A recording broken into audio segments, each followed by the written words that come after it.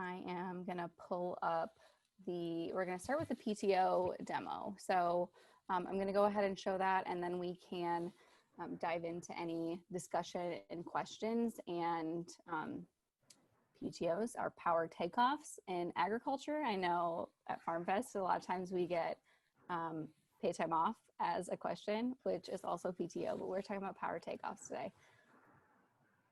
All right, so I am gonna dive into playing that.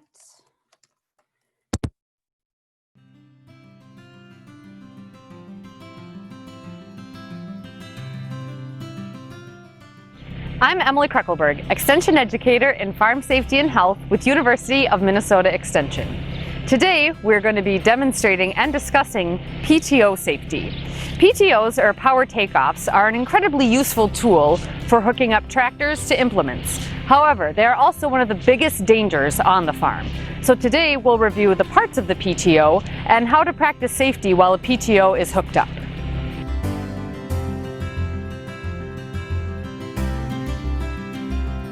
A power takeoff shaft is used to transfer power between tractors and implements. The PTO and its drive shaft rotate at 540 or 1,000 revolutions per minute. According to the National Agricultural Safety Database, most PTO accidents occur when clothing or limbs are entangled in the rotating shaft. Most PTO accidents actually occur when the PTO shaft is rotating at slower speeds.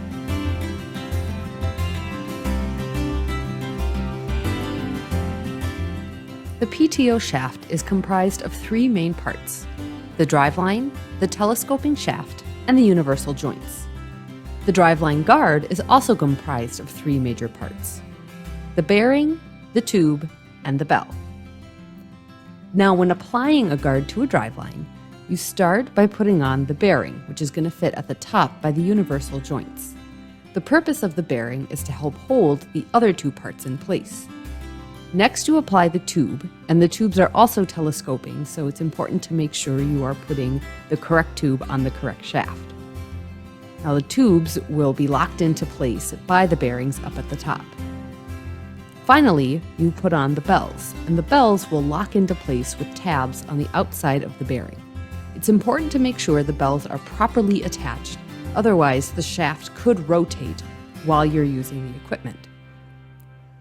Lastly, put the telescoping shaft together, and your guard is fully applied and on.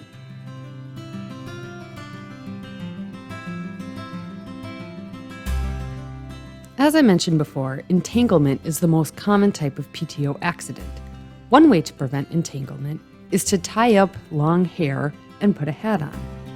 So along with tying back long hair, whenever we're operating farm equipment, we also want to keep some other things in mind, including avoiding wearing loose, torn, or too large clothing, as it can get caught in different parts and pinch points. And also, whenever you're working with a PTO or any hooked up farm equipment, even if there is no PTO, never step over the shaft. Always walk around. Along with tying back long hair, wearing close-fitting clothing, and walking around the shaft instead of over it, it's also important to keep all components of the PTO shielded and guarded, and disengage the PTO and shut off the tractor before approaching the shaft to clean, repair, service, or adjust it. You should never be working on a PTO as it is rotating.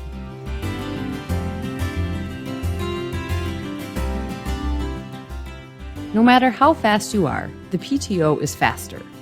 Remember, a PTO goes at two speeds: 540 revolutions per minute, or about 9 per second, or 1,000 revolutions per minute, about 16.6 per second. As you can see here, I have rotated the shaft 9 times, and in that 9 times, I have completely wrapped up the Tyvek suit. Let's take a look at it in action.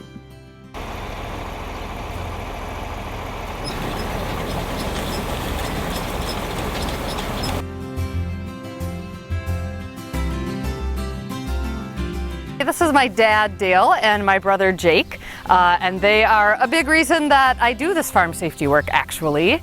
So my dad lost his leg in a farming accident when he was 19, and my brother lost his arm in an agricultural accident as well. Because this is what can happen if you're not careful around farm machinery.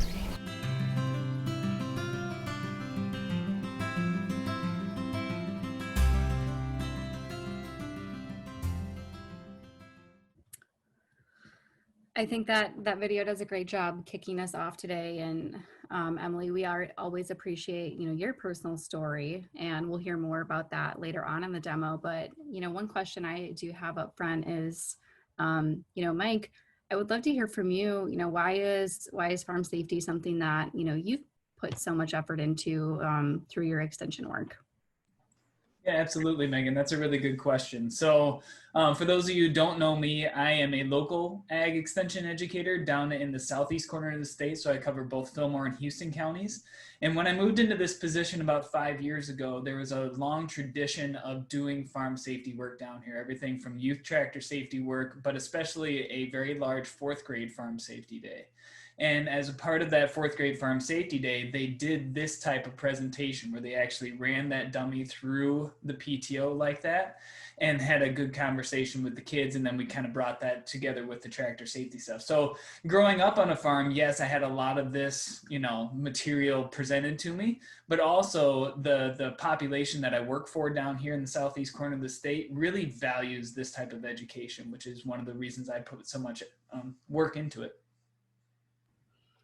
Yeah, it's great to hear that there's kind of that grassroots effort going into agricultural safety with both youth and, grown farmers. So I think one of the questions I have is, a lot of times when we hear about, a PTO incident, people tend to say, oh, I was trying to save 10 seconds. I wasn't thinking.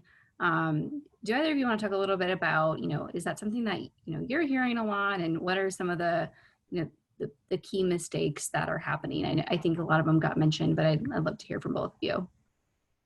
Sure. You want me to go first, Emily? Okay.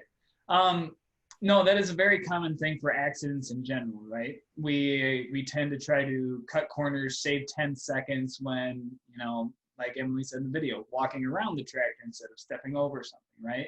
So there's a lot of things in the moment that can lead to issues like this, but there's also preparation too.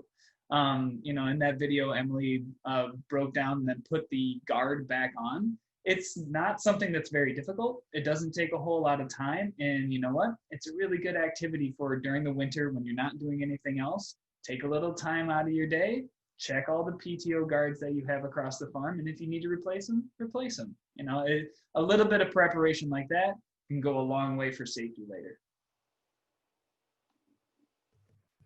Yeah, I definitely agree with everything Mike said. And I would just add, I know some of the folks watching right now were also on this morning when I spoke at 9 a.m. about the relationship between stress and farm safety, or stress and farm accidents. And so I think that that's something that we see a lot, but probably don't give enough credit to, is, tied in with that, I don't have enough time, I'm just going to do this really quick. And when we're under a lot of stress, that impacts our cognitive abilities, especially decision making. And so, it's easier for us when we're stressed to go, oh yeah, it's fine if I just step over it quick and save these 10 seconds, like you said, Megan. Whereas when we're not under stress, we have a clearer head. It's much easier for us to, weigh the consequences of doing something like that. Those are both great answers, and I appreciate it. I'm going to keep things moving along, but if either of you want to throw into the chat any resources for where someone might buy, how much it might cost to make sure that all of those guards are in good condition, do feel free to do that. And I'm going to pull up move into our second part of the demo. So here we are going to be talking about livestock safety. And this first part is something very near and dear to you, MASH. So stockmanship and livestock behavior. So I am going to dive into that right now.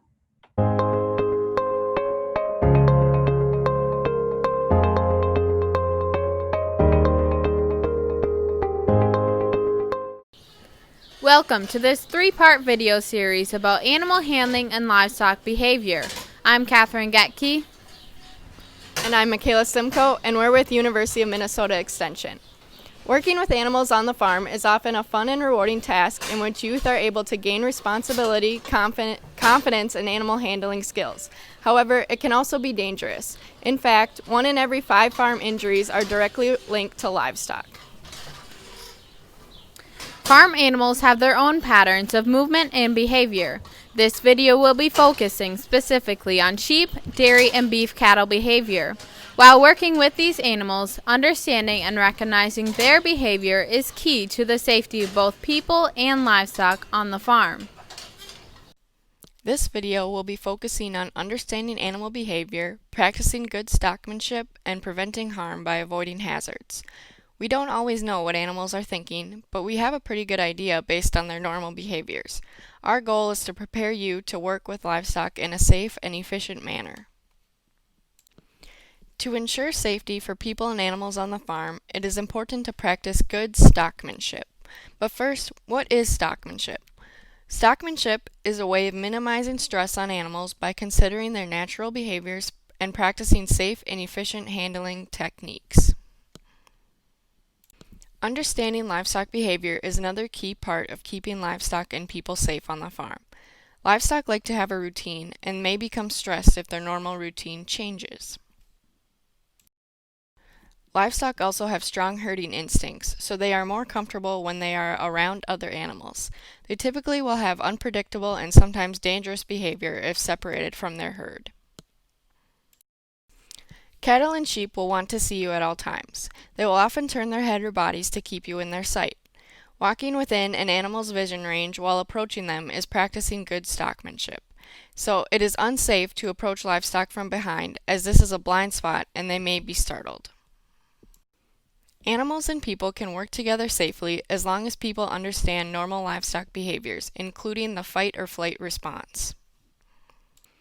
Fight or flight is an animal's response to a threat. They may choose to confront the threat or flee from it. When working with livestock, it is important to reduce threats and avoid the fight or flight response. To do this, we need to take livestock pressure zones, flight zones, and blind spots into consideration. Animals have a zone of comfort in which they will behave normally. The pressure zone is the area in which an animal will begin to notice and react to the presence of a human or other threat. Once an animal realizes that you are in the pressure zone, they may move their head or take a step away from you. This space is a different size for every animal and largely depends on how tame the animal is. The size of the pressure zone can also be affected by the excitement level and the angle in which you approach the animal. Like humans, livestock have a personal space, and when someone enters this area, livestock try to move away. This is called the flight zone. If you move outside the animal's flight zone, it will turn to look at you.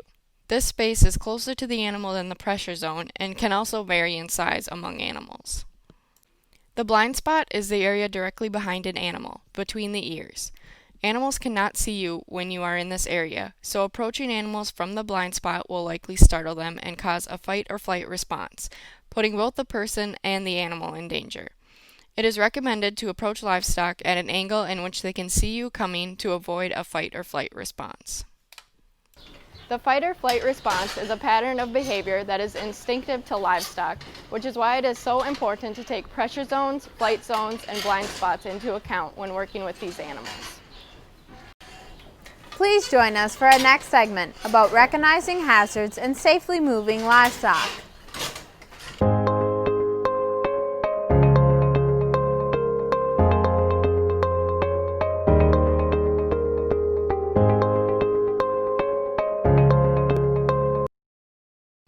Welcome to our second segment of livestock safety. Next, we will be discussing the hazards around working with livestock. As mentioned in the previous video clip, understanding animal behavior is the first step in working safely with livestock. In addition to the fight or flight response, livestock have other instinctive behaviors that we need to recognize. Watch for the following livestock hazards to ensure safety on the farm. First, try to avoid maternal animals. Mothers with young often try to protect their young from danger and may react aggressively if you are seen as a threat. Next, watch out for older male animals. Male hormones can cause unpredictable behavior. Most livestock group together for safety. Take caution when working with single animals as they may be more flighty or difficult to handle. Finally, it is important to recognize that animals become accustomed to their surroundings and may become unpredictable when they are moved to a new or strange area. Animals also may be unpredictable when there are new noises or things near them. For example, a moving piece of garbage could cause cattle to spook due to the unfamiliar noises and movement, or it could just cause the cow to slow down and investigate the new object. Since animals can behave differently to hazards, it's better to be safe than sorry and keep an eye out for any and all potential risks. Understanding livestock flight zones and point of balance will allow you to move animals with minimal stress. Knowing how to properly move animals will decrease injury and time spent when doing chores. The point of balance for animals is their shoulder. If you are in front of the shoulder, they will go backwards, and if you are behind the shoulder, they will move forwards. Using the point of balance when working with large groups of animals is important because it prevents a fight or flight response. Using a quiet voice and moving animals in a well-lit area is the best way to keep them calm. If an animal or group does become agitated when working with them, make sure to wait at least 30 minutes to work with them again and make sure it is longer for any animals that may be hazardous. To ensure your personal safety, as well as the animals on the farm, be sure to keep an eye out for hazards and use strategic movements to keep animals as calm as possible. Please join us for our next segment regarding proper personal safety guidelines and biosecurity information.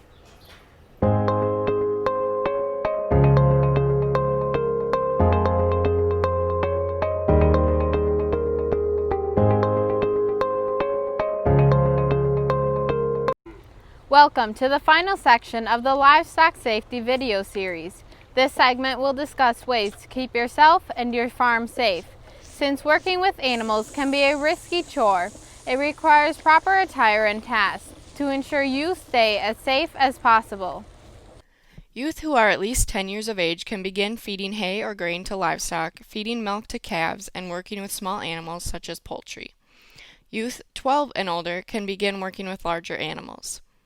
Great tasks for those 14 and older include cleaning service alleys, unloading hay, milking cows, and working with pigs. Wear steel-toed, non-skid shoes when handling livestock. Do not wear flip-flops or sneakers.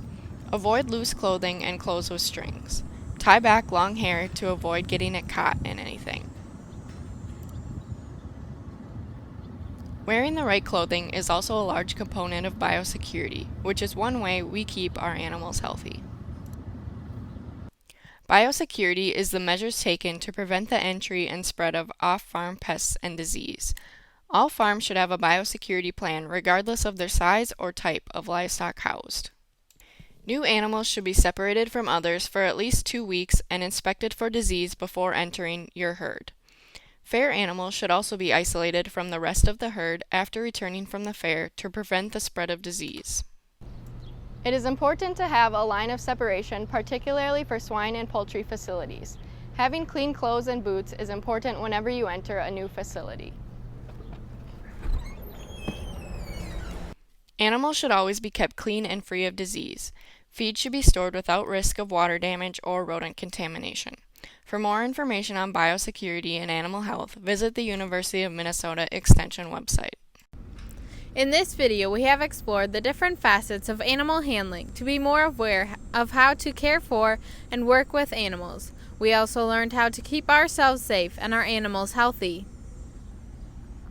We know what to wear and where to stand when working with livestock. We hope you can use these strategies on your own farms and remember to always stay safe. Thank you for watching our 3-part video series of animal handling and livestock safety. I'm Michaela Simcoe, and this is Catherine Gakey with the University of Minnesota Extension.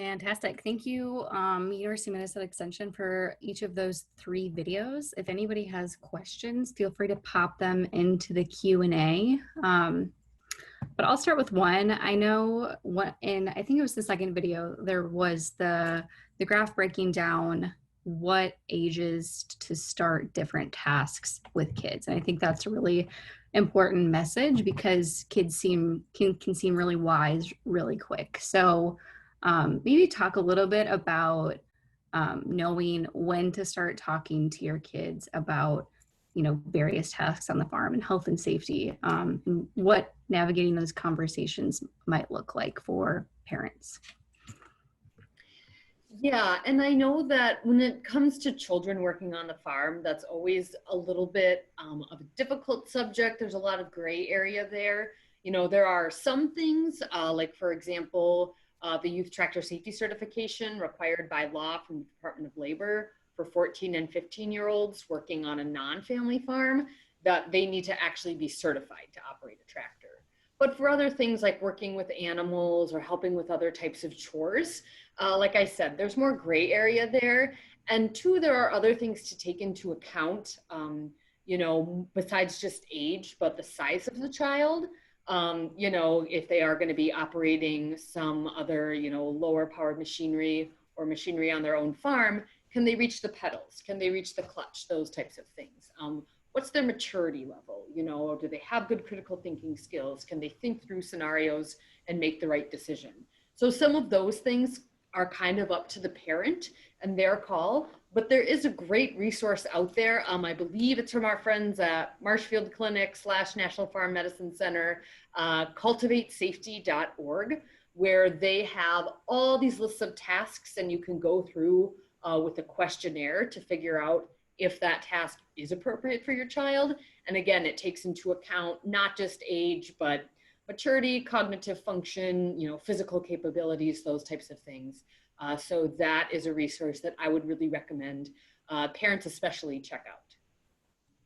Megan, one thing I would add to that, in like the youth tractor safety side of things, it's our responsibility as adults, parents, advisors, teachers, right, to kind of make some hard calls, right? I can have the most mature, well-versed, knowledgeable student come in, and if they haven't hit their growth spurt yet, they literally cannot push down the clutch on a tractor and look over their shoulder at the same time, right? They're just physically not big enough to do that. And if that's the case, then it's my responsibility as a teacher and educator to say, you aren't ready. It is not your fault, but you are not ready. And as adults, parents, teachers, that's a tough spot to be in, but that's part of our job. Yeah, absolutely. I think that's a really good point. We've heard this from, our farm youth stress discussion. We heard it earlier from you, Emily, is that farms are a great place to grow up. Being a farm kid is the best. I speak from experience there. But I think we can all think of parts of activities we did that are really questionable and kind of scary as adults. So that's an important point, Mike. I think something else with livestock handling and working around animals that I'm curious in hearing about. We heard about zoonotic diseases yesterday from our center out in Colorado, and that was really interesting, especially in light of COVID-19. So for biosecurity, is there anything that we didn't hit on in that video that you two want to bring up now? I know it's a big area for 4-Hers and for FFA students, and anything that we should really hammer home or bring into the discussion. I would just reiterate some of the main points from the video, especially footwear and clothing. Making sure that you are not bringing anything into the barn and then not taking anything out and taking it to another farm, into your house, etc. So really making sure that you are keeping footwear clean, keeping your clothing laundered, having a change of clothes. Of course, we know in our commercial swine facilities, they do a really great job, shower in, shower out. You have a whole different set of clothes you put on. So really paying attention to that. And also, as we have learned from COVID-19, washing your hands, just some of those simple things, making sure things are clean, cleaning up pails and buckets and things like that. you know, and being really mindful of if you are around livestock that you know may have a zoonotic disease, such as ringworm is a pretty common one. Humans can contract ringworm from animals. I know somebody that did, and it caused, you know, her hair to fall out because they were all over her head. And so we just need to be mindful of those simple things that I think it's really easy for those to slip through the cracks and for us to forget about them in the midst of everything else we're trying to do. And especially in stressful situations, you know, I can't hammer that point home enough. And so I think just going back to the basics and remember those really simple things. And I know, you know, I travel to other farms, and so I always make sure to sanitize my boots and everything between visits. You know, and I have boots that have just gotten manure caked on them and I can't get it all off. And so it's time for new boots. You know, just taking those simple steps to make sure we're combating those issues and making sure that if we are visiting a farm, you know, asking if they have disease just for our own safety. And also, again, for the safety of transferring to another farm, you know, Yonis on dairy farms, those types of things, just being aware of that.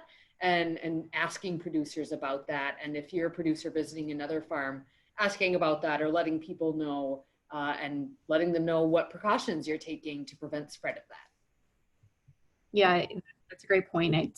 We thought that the big thing of the year was going to be African swine fever, and that's still definitely something on all of our minds, but it's definitely gotten overshadowed by some of the other things going on. So remembering some of those, you know, basics, like you said, Emily, even despite everything that's going on, and knowing that there's always that potential. Anything you wanted to add on to there, Mike? You know, Emily did a really good job of covering the topic. You know, I just kind of reiterate one of the things that we talked about when we're talking about PTO safety. Take the extra 5 seconds. You know, it might take just a little bit longer to wash your hands. It might take you a little bit of time, and, you know, we're all very busy, but taking that little bit of time to do things right can really prevent a major issue down the road. Yeah, absolutely. And it also seems like when we're stressed or short on time, those are the times we may make, you know, a less than wise decision or something we maybe wouldn't otherwise. But when something happens when you're stressed, then, you know, then it couldn't be the straw that breaks the camel's back, as they say. And, you know, taking that time really does pay off. So that's a good message. Before we move into our final part of this demo and having our conversation, you know, Mike, I know you in particular, you do a lot of work with the tractor safety training. So is there anything there that you want to talk about or plug? Or Diane already made sure to send folks to your expo booth, but I want to give you that opportunity. Sure. I guess the first thing I'll plug is that Emily is actually now in charge of the Youth Tractor Safety Program. So we have a new leader. Obviously, this year we've had some things come up where we couldn't do in-person stuff, but we're playing around with the program a little bit, and I guess I'll let Emily kind of take it from there because she's heading things up. Yeah, thanks, Mike. And, you know, don't worry, Mike is still assisting heavily with the program. But kind of as I already mentioned, this Youth Tractor Safety Certification comes out of a law from the U.S. Department of Labor that requires youth aged 14 and 15 that are working off their family farms, so working for hire basically, if they are operating anything over 20 horsepower, which is most things, that they need to be certified. And so it's a course that includes 24 hours of education, you know, classroom type education, and then they also do need to pass a written test and a driving test of a tractor with an implement hooked up to it as well. And so this is something that, as Mike said, we typically offer early summer every year. This year, we unfortunately had to cancel our dates due to COVID-19 and not being able to safely offer the program. We are already exploring options for how to offer it next summer, even if the pandemic is still something to consider. We are trying to think of ways that we can offer it that's safe for the instructors and the youth as well. That's good to know. And I think we're all in that place where we're trying to pivot, you know, Exhibit A, where normally would be doing some of this stuff in person, you know, on the Farm Fest grounds or, you know, whatever farm show it would be, but here we are. So we'd look forward to seeing and hearing more about that. At this point, I think we have a farmer we're gonna bring into the conversation. Is that right? Well, welcome to the program. All right. So we have our little talk show set here, ready to go. So if you were on this morning at 9, you know I kind of teased that the injured farmer we were being joined by is my dad, Dale. And you just saw him on the PTO safety video. And so I just wanted him to come, and I thought it would be great for him to be able to talk a little bit about his story, and we can kind of share a little bit of our story as a family. So Dad, I'll kind of let you take it away. Okay, I was 19 years old and I was working for a commercial farm called Minnesota Valley Breeders by McCraig. And I was in charge of feeding the young stock. And that was a building behind the large dairy barn. And they had 4 harvesters in a row. And they had so the harvesters emptied into a feed auger that was in ground level. So when you walked into the building, it wasn't above the ground, it was ground level. And they didn't have too much safety this was back in 1972, which is eon ago for most people, but I do remember it quite vividly. And I went in one morning to feed the animals. That had been a snowstorm. The building was not airtight, so there was about a layer of inch of wet snow over the whole entire floor.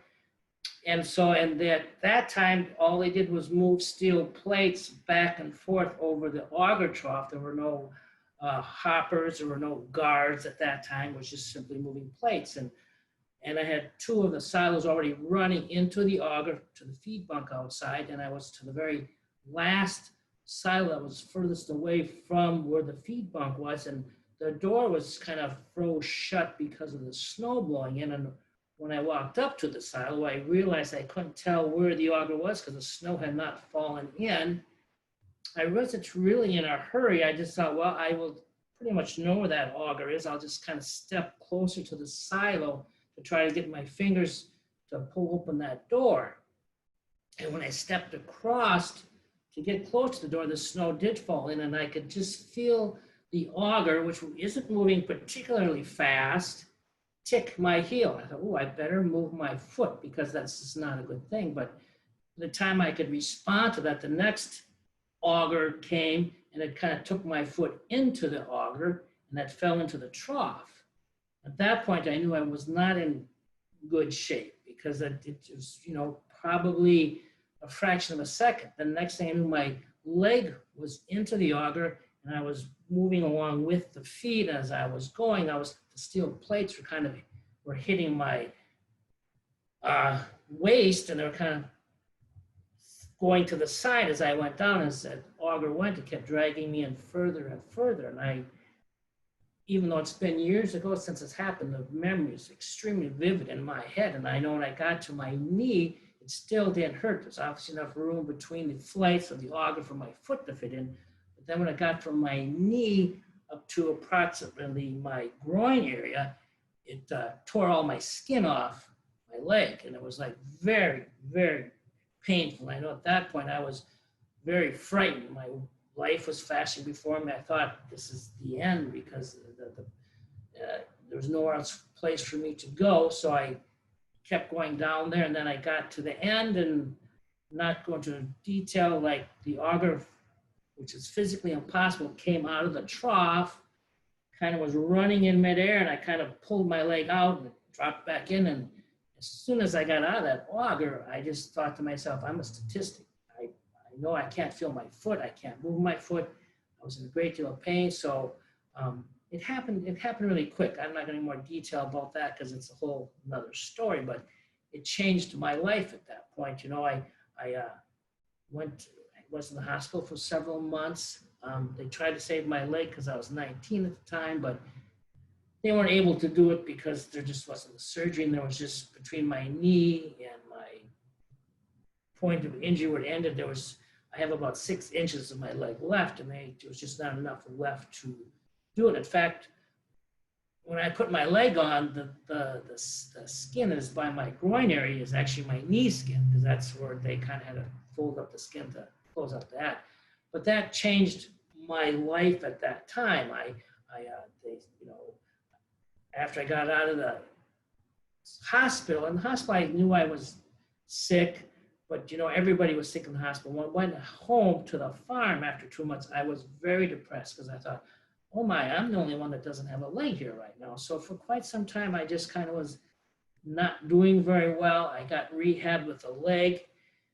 And having artificial leg, arm, anything artificial like that it's better than nothing, but it is no means anything like what you had before. There's sores that you get on your stump, whether it be above an arm or a leg.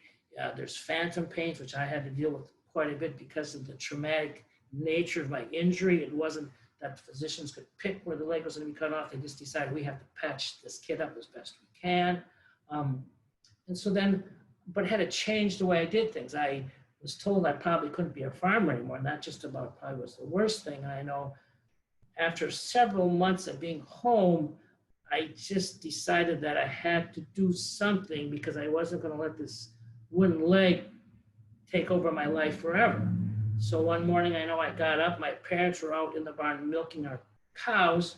I got up and I put my leg on. I put my farm shoes in. And getting dressed is a whole different, because I could put a shoe on my pants and I lay my leg over my other leg, and I don't put pants and shoes on like you think. It's a whole different thing. But anyhow, I know I walked into the barn and I just started milking cows because I had to make that choice. And it's a hard choice to make. It's something that if you're around any kind of implements, I mean, an auger, you think, and this didn't move all that fast. You think you'd have, I can respond, I'm 19, I can do this. But no, you didn't have any time to respond to that. And once it happens to you, it's happened.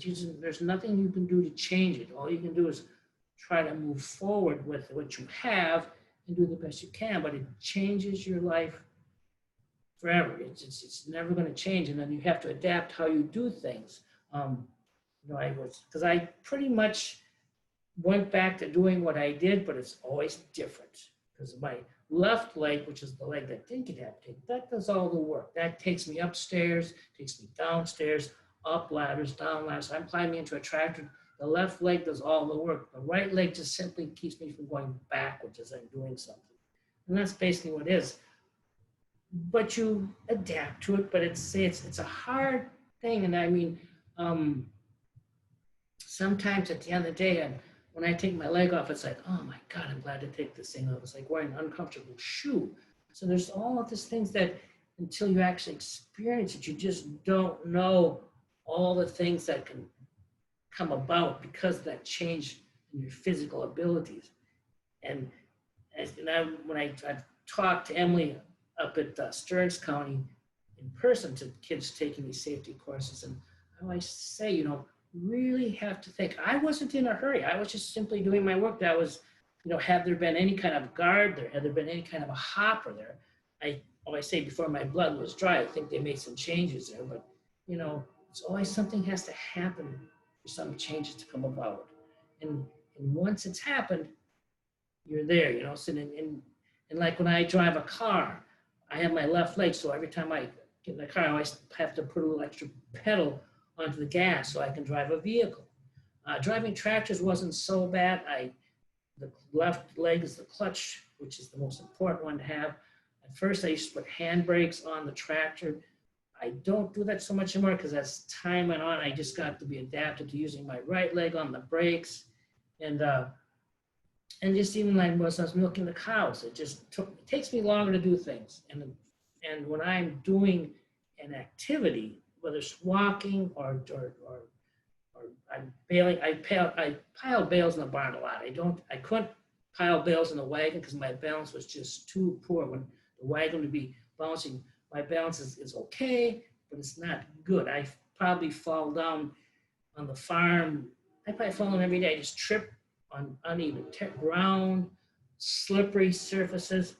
I just get up and go, but it's something that, you probably don't think about, but it's just things that, okay, this has happened, this is what I have to do, but it's something that you just have to adapt to. And once that injury's happened to you, you really have got to make some changes, in your mindset, how you're going to do things and how life is going to go on, but it's always there. I mean, you know, it's always there. I remember when I was in the hospital and they finally did amputate my leg after about 2 weeks. I was in intensive care.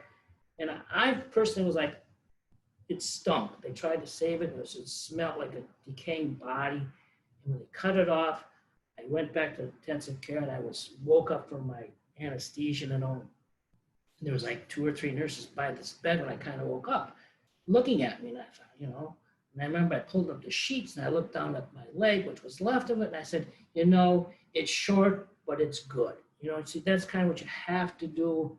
They just went, oh my, how can you say that? Well, that's how it is, you know,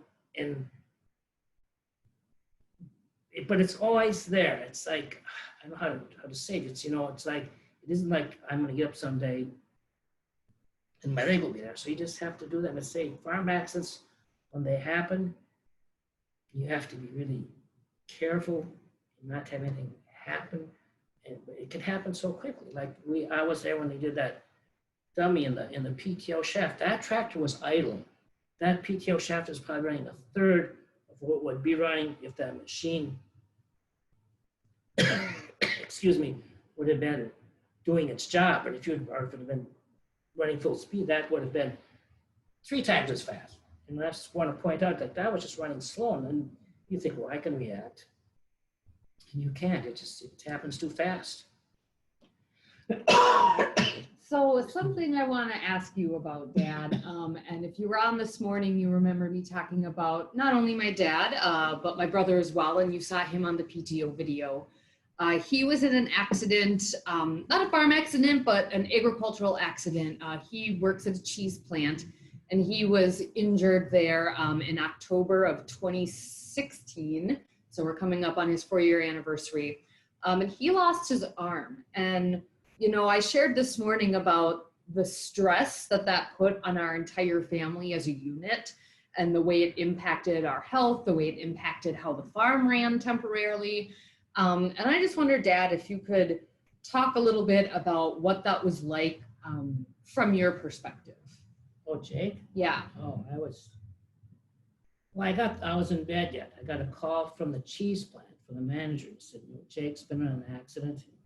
His arm is caught in an auger. And I just went, oh my God. I said, it can't happen again. It just can't happen again. So I went out and did chores. I was pretty much in a daze. I was just doing things just because I know what to do, but I was just so upset. And then finally I got the call that they took him to the hospital. And then when they called and said they had to, you know, amputate his arm, my son-in-law happened to be there in the barn that time. He just had to hold me up. I was in the milking him, and I was crying, and I just kind of could understand what that's going to be like. You know, it's like this is a permanent change now. It's never going to come back, and it was very hard. It's still hard on me. I think it still makes me very sad that this happened to my son. I know when I had lost my leg, when I was really depressed, my mom said to me at the time, I wish it had been me that lost things instead of you. And I thought, well, so depression can really, you don't realize how it's affecting everybody. And it does. When I see Jake and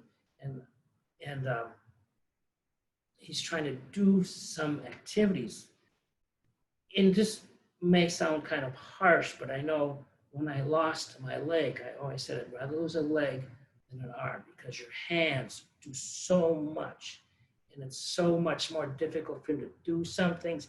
He got up the next day and was walking where I did, so that he had the mobility part. But there's times I'm helping him, and just the other day I was helping him. We're doing something out in the barn. I was helping him, and I kind of said, you know, I was holding something, and I said, can you go fastest, Dad? I only got one arm. And I just thought, oh, geez, Dad. That's how it can affect, you know. And I said, I'm sorry, Jake. You know, he wasn't mad at me. We have a good understanding about, maybe because we have the same kind of thing that's happened to us, but it does. I still see Jake coming, and it makes me sad. It just, you know, why? And I thought, you think it can't happen, but it does, you know. And again, he was not in a hurry. He was just doing his job, you know, and things happen, and it happens all the time. And when you talk about the stress on the farm, sometimes if you're a farmer, like I farmed milk cows for 40 years, and I also worked off the farm for about 20 some years. So I know what that stress is. You know, sometimes I'd have to sit back and say, okay, I'm in a hurry to get this job done because I only got X amount of time. I say, just stop for a second, take a breath.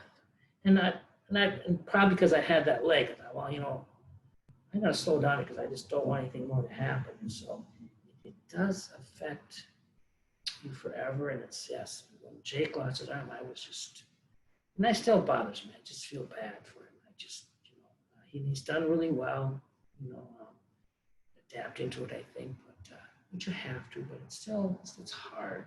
It's a very hard thing because once it's happened, it's happened, and you have nothing to do about it.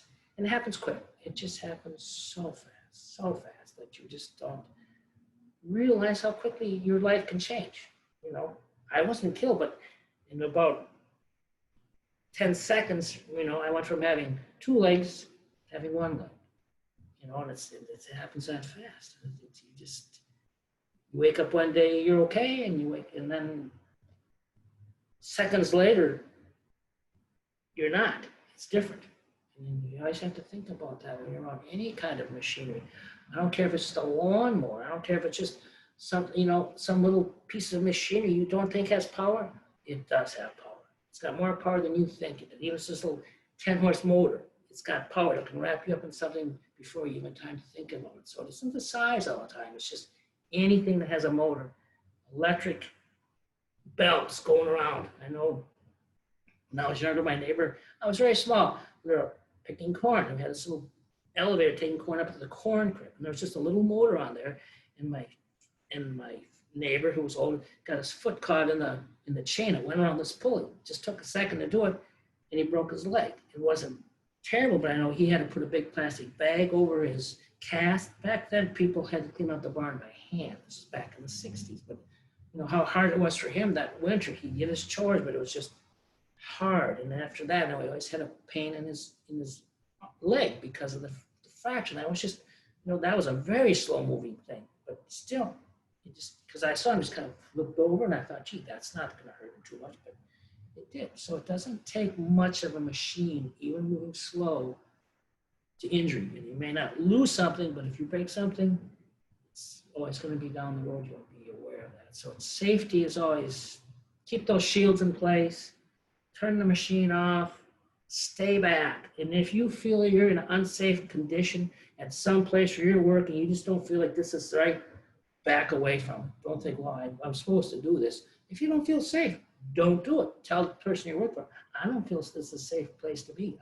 You know, because sometimes you'll get this feeling and you go, I just don't like this. Go with your gut and tell the person that I just don't think this is safe. Because once it's there and it won't go away. I would show you my leg, but I showed it in the video by the baler, so you know, no need. And this is a new leg. My first leg I got actually was made out of wood, and it looked like a real leg, but this one is much lighter to carry around. But anyhow, that's that. Well, thanks, Dad. And I think you hit on some really important points just about, you know, knowing that the change is permanent. And I think we talked a lot about being stressed or being strapped for time, and that impacts our decision making. And we think, I'm going to save 5 seconds this way. And what I tell people is, you know, if you're in an accident, you're not saving yourself any time.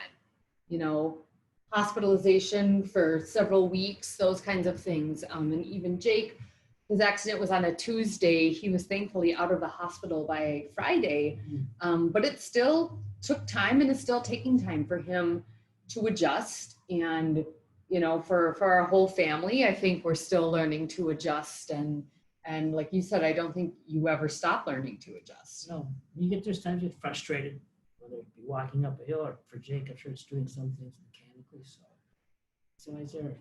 So, yeah. So are there any other questions from anybody?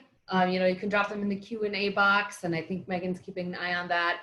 Or Megan, Mike, Diane, if you have any questions. Yeah, I think first I want to echo what one of our attendees said, is just to thank you, Dale, especially for joining this event today and for sharing your story. We definitely hear how important it is for folks to hear, real people, what they've gone through, and it's really been a powerful story to hear what your family has been up to and what they've gone through. So we really appreciate you sharing that. And also that, Emily's been such a champion for health and safety on the farm. So a big thank you to your family. You're welcome. It's my pleasure. But yeah, you both did a really good job hitting on some of those key things to do, and it really does boil down to something we say at UMass a lot that we borrowed from Canada is a stop, think, act. So, if you're working around an auger or a PTO, stop, think about it, and then act in a way that's gonna keep you safe. And when you think about the cost benefit of taking those shortcuts, they don't pay off, but we appreciate that we could hear that from your family. Unless there are any other questions, I think this was a great demo hour. Thanks to Minnesota Extension. So a big thank you to Mike, Emily, and Dale for joining us this hour. It's been a pleasure to learn about PTO safety, animal safety, and to also hear this personal experience. So thank you all. As I said on the last session, I would normally applaud, clap, hug, but thank you all. And we'll take a quick break now before our 1 p.m. hour. But thanks everybody for joining us, and we'll see you soon. Thanks, everyone.